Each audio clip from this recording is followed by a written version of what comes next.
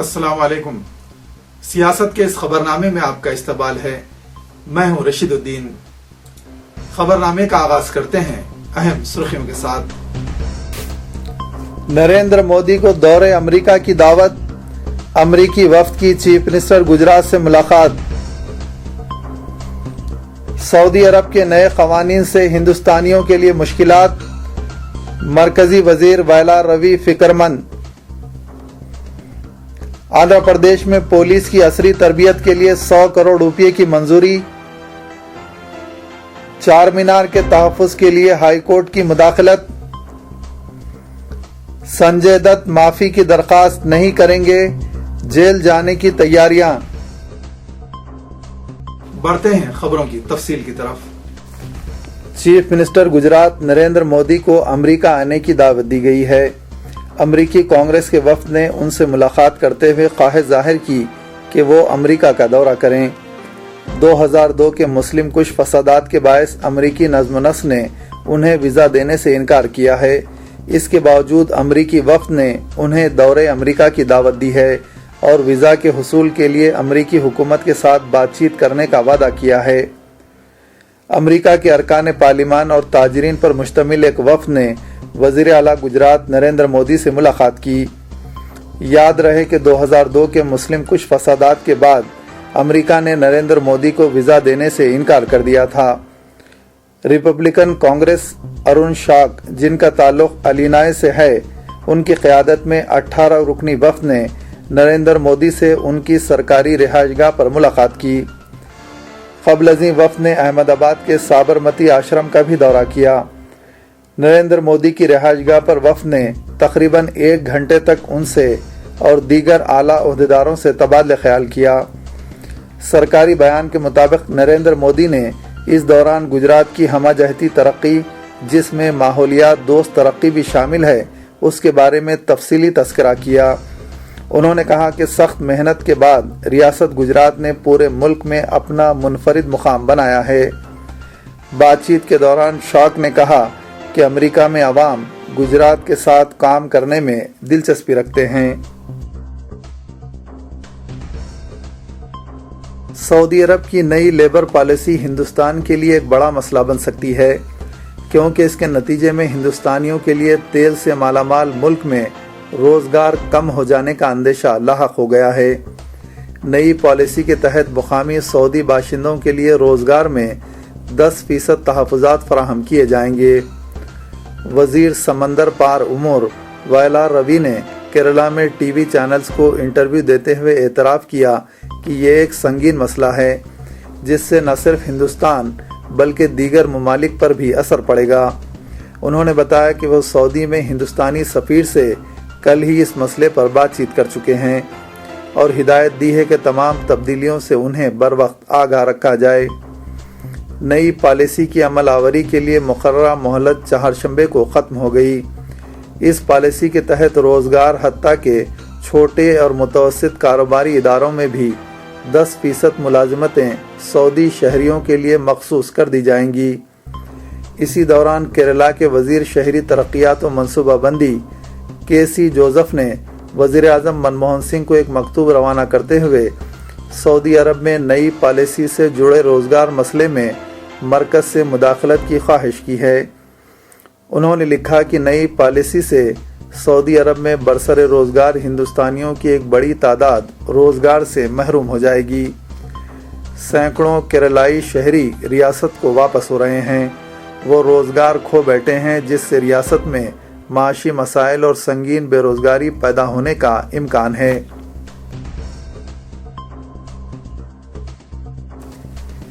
एक तरफ मुंबई सिलसिलावार बम धमाकों के मुलजिम संजय दत्त की सज़ा माफ़ कराने पर हिंदुस्तान मुनक़सिम हो गया है, दूसरी तरफ उनके साथ साथ 71 साला ज़ेबुन्निसा अनवर क़ाज़ी के हक़ में भी हमदर्दी की लहर पैदा हो गई है।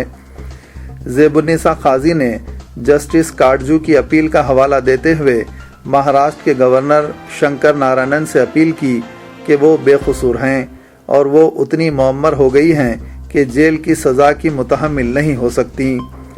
ज़ेबुन्निसा ने अपनी अपील में कहा कि मेरी लड़की ने मुझसे कहा है کہ काटजू साहब आपसे संजय दत्त की सज़ा माफ़ कराने की अपील कर रहे हैं। मेरी आपसे इल्तिजा ये है कि मेरे भी केस पर आप एक हमदर्दाना नज़र डालें। मैं और मेरी दुख्तर गुज़िश्ता 20 साल से इंसाफ के लिए जिद्दोजहद कर रहे हैं। अब हमारी हिम्मत पस्त हो गई है। मेरी लड़की ने मुझसे कहा है कि मुझे फिर जेल जाना होगा। 2 साल कबल मेरे गुर्दे का ऑपरेशन हुआ था। इसके बायस अब मैं चलने फिरने के काबिल भी नहीं हूँ। जेल की सोबतें बर्दाश्त करना अब उनके बस की बात नहीं है। मेरा जुर्म क्या है?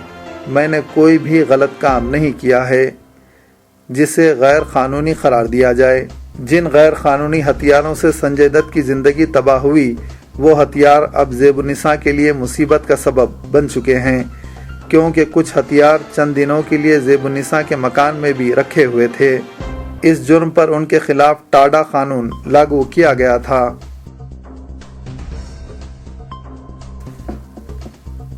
Chief justice Kerala high court doctor Manjula Chellur तवक्को है कि आइंदा chief justice Andhra Pradesh high court के ओहदे का हलफ लेंगी। साबिक चीफ जस्टिस पीसी घोष को सुप्रीम कोर्ट का जज मुकर्रर करने के बाद सीनियर जज एनवी रमना को बहैसियत निगरान चीफ जस्टिस मुकर्रर किया गया है। नई चीफ जस्टिस डॉक्टर मंजुला चेलूर 5 दिसंबर 1955 को पैदा हुई। बेलारी कॉलेज से उन्होंने बीए किया। 1977 में बेंगलुरु से कानून की डिग्री हासिल की। वो बेलारी में प्रैक्टिस करने वाली पहली खातून एडवोकेट थीं। उन्होंने कई बैंकों, एग्रो इंडस्ट्रीज़ और दीगर इदारों में बहैसियत कानूनी मुशीर खिदमत अंजाम दी हैं। 1988 में पहली ज़िला और सेशन जज मुकर्रर की गईं। उन्होंने बेंगलुरु में प्रिंसिपल जज की हैसियत से खिदमत अंजाम दी। कर्नाटक हाई कोर्ट की पहली खातून जज मुकर्रर की गईं। उन्हें केरला हाई कोर्ट का निगरानकार चीफ जस्टिस मुकर्रर किया गया और फिर उन्हें chief justice Kerala high court भी मुकर्रर किया गया।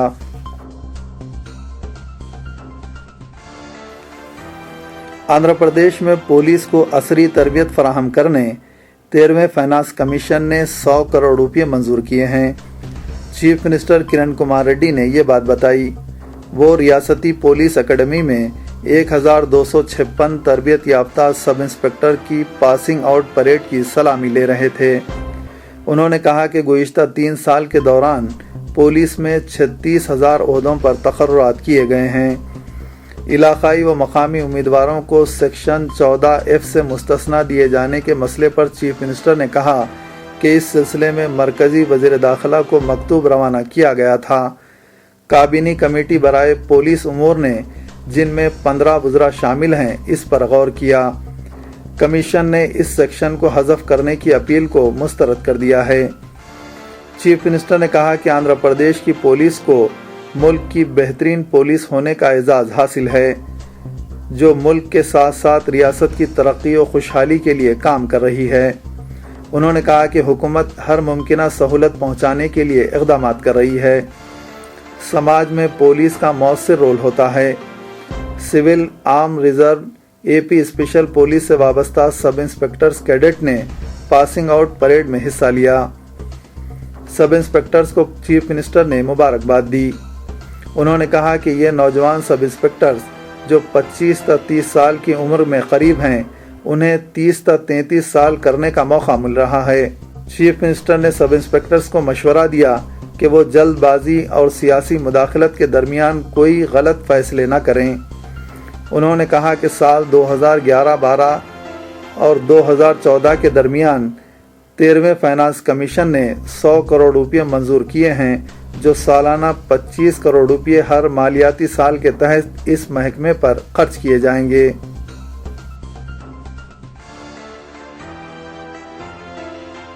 आंध्र प्रदेश हाई कोर्ट ने तारीखी चार मीनार के महफूज इलाके के अतराफ तामीराती सरगर्मियों का सख्त नोट लेते हुए इस सिलसिले में शायशुदा अखबारी इत्तलात पर अज़ खुद कार्रवाई की है और इस मसले पर मुख्तलिफ सरकारी महकमों को नोटिसें जारी की हैं।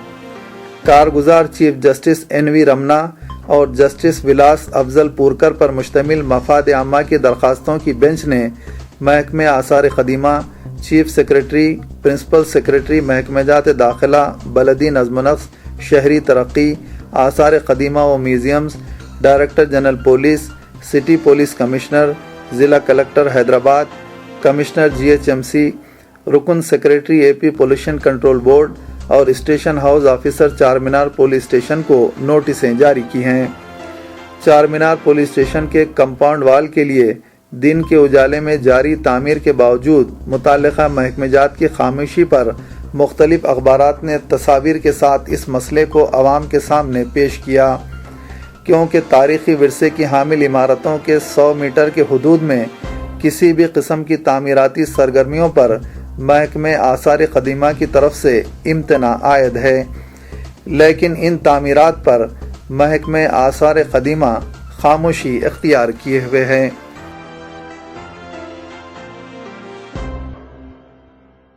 تیلگو دیشم پارٹی نے speaker Andhra Pradesh assembly N Manohar سے نمائندگی کرتے ہوئے پارٹی وپ کی خلاف ورزی کرنے والے اپنے 9 ارکان اسمبلی کو نااہل قرار دینے کی خواہش کی ہے۔ 15 مارچ کو کرن کمار ریڈی حکومت کے خلاف TRS کی طرف سے پیش کردہ تحریک عدم اعتماد کی تائید اور پارٹی وپ کی خلاف ورزی پر ارکان assembly Amarnath Reddy, Praveen Kumar Reddy, YB Reddy, K Sri Venkateshwar Rao, C Ram کوٹیا، T ونیتا، سائی راج، کے ہریشور ریڈی اور S وینوگوپال چاری کو نااہل قرار دینے کے لیے اسپیکر سے نمائندگی کی گئی۔ تیلگو دیشم نے تحریک عدم اعتماد پر غیر جانبدار رہنے کا فیصلہ کیا تھا۔ ان 9 ارکان اسمبلی میں سے 6 ارکان نے YSR کانگریس میں شمولیت اختیار کر لی ہے، جبکہ ہریشور ریڈی TRS سے وابستہ ہو گئے۔ رام کوٹیا نے حالانکہ تیلگو دیشم سے دوری اختیار کر لی ہے، لیکن انہوں نے کسی بھی جماعت سے وابستگی اختیار نہیں کی۔ ان ارکان اسمبلی میں وینوگوپال چاری نے تحریک عدم اعتماد کی تائید میں ووٹ نہیں دیا، لیکن جب اسے ایوان میں غور کے لیے پیش کیا گیا تو انہوں نے اس کی تائید کی تھی۔ تیلگو دیشم ارکان اسمبلی پی کیشو اور راملو نے اسپیکر سے ان کی رہائش گاہ پر ملاقات کر کے 9 ارکان اسمبلی کو نااہل قرار دینے کی یادداشت پیش کی ہے۔ کانگریس بھی گزشتہ ہفتے حکومت کے خلاف ووٹ دینے پر اپنی پارٹی کے 9 ارکان کو نااہل قرار دینے کے لیے اسپیکر کو درخواست پیش کر چکی ہے۔ ریاستی حکومت نے 4 ریاستی وزراء اور ایک گورنمنٹ وپ کو کار کی خریدی کے لیے ایڈوانس کے طور پر فی کس 10 لاکھ روپے کا قرض منظور کیا ہے۔ اس سلسلے میں محکمہ GAD سے علیحدہ احکامات جاری کیے گئے۔ ریاستی وزراء ڈی ناگیندر، پی بال راجو، شریمتی DK ارونا اور کے مرلی کے علاوہ گورنمنٹ وپ انل کمار کو نئی کاروں کی خریدی کے لیے قواعد کے مطابق فی کس 10 لاکھ روپے بطور قرض جاری کرنے کا فیصلہ کیا گیا۔ Secretary political N Shiv Shankar کی جانب سے جاری کردہ احکامات کے مطابق یہ قرض ان وزراء کی استعمال کے لیے خریدی جانے والی کاروں کے لیے ہوگا۔ اس قرض پر سالانہ 4% شرح سود عائد کیا جائے گا۔ قرض کی اجرائی کے 1 ماہ کے اندر وزراء کو گاڑی خریدنی ہوگی، بصورت دیگر انہیں مکمل رقم سود کے ساتھ حکومت کو واپس کرنی پڑے گی۔ اگر کار کی حقیقی قیمت قرض کی رقم سے کم ہو تو مابقی رقم حکومت کو واپس کرنی ہوگی۔ قرض کی منظوری کے 3 ماہ کے اندر یہ رقم حاصل کی جا سکتی ہے۔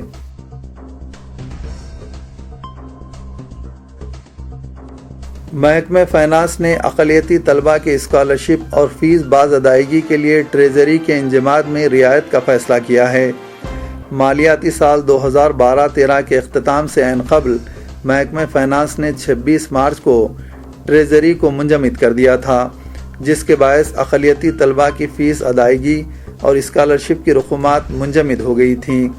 اس سلسلے میں وزیر فائنانس اور پرنسپل سیکرٹری فائنانس سے نمائندگی کی گئی، جس کے بعد کل شام محکمہ فائنانس نے اقلیتی بہبود کے لیے بجٹ کی اجرائی کے سلسلے میں عائد پابندی کو ختم کرنے کا فیصلہ کیا ہے، جس کی اطلاع محکمہ اقلیتی بہبود کو دے دی گئی۔ کمشنر اقلیتی بہبود جناب M.A. وحید نے بتایا کہ محکمہ فائنانس نے کل شام ٹریزری کو منجمد کیے جانے کے باوجود فیس باز ادائیگی اور اسکالرشپ کی 88 کروڑ روپے کی رقم 30 मार्च तक जारी कर देने का तयख्खुन दिया है। इस रकम में हैदराबाद और रंगारेड्डी अजला के तलबा की फीस और स्कॉलरशिप की 45 करोड़ रुपए की रकम शामिल है।